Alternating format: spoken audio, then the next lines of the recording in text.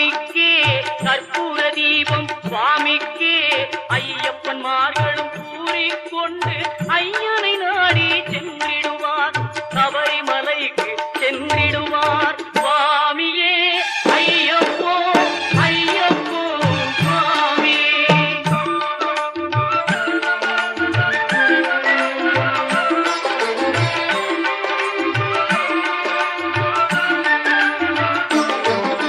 கார்த்திகை மாதம் மாலை அணிந்து நேர்த்தியாகவே விரதம் இருந்து